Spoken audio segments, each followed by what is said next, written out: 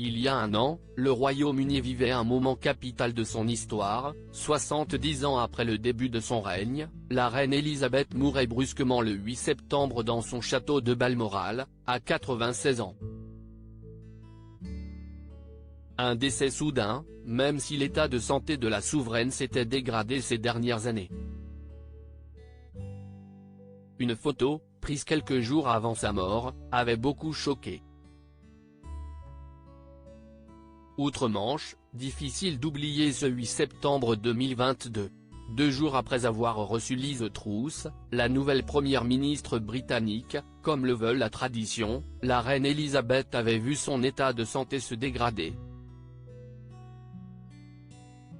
De quoi inquiéter le public, et tout particulièrement ses enfants et ses petits-enfants, qui s'étaient tous dirigés vers Balmoral, la résidence d'été écossaise de la souveraine, que celle-ci, trop faible, n'avait pas voulu quitter à la fin du mois d'août.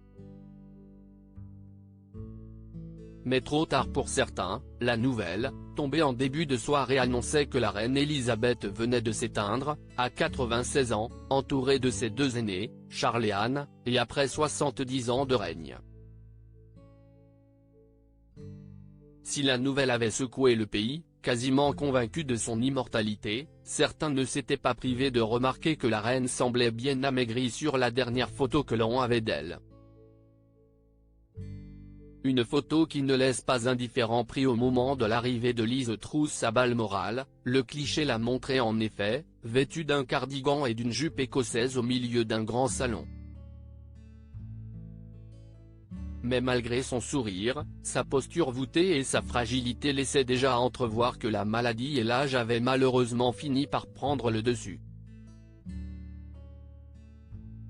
Sans compter le bleu sur sa main, qui avait intrigué les internautes mais qui était probablement la conséquence d'une prise de sang ou d'une perfusion.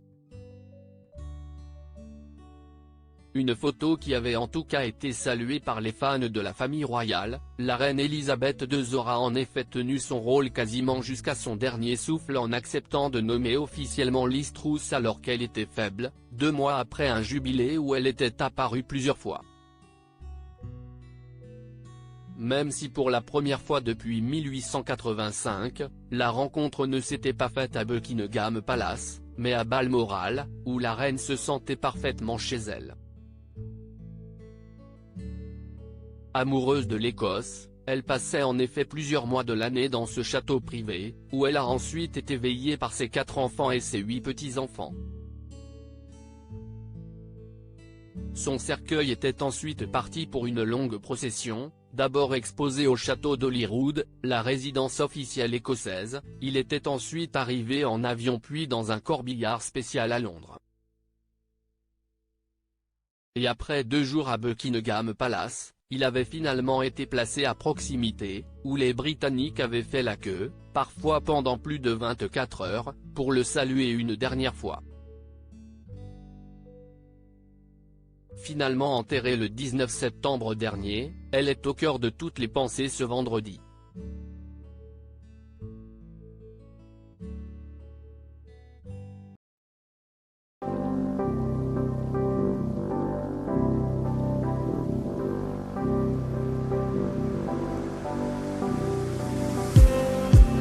Just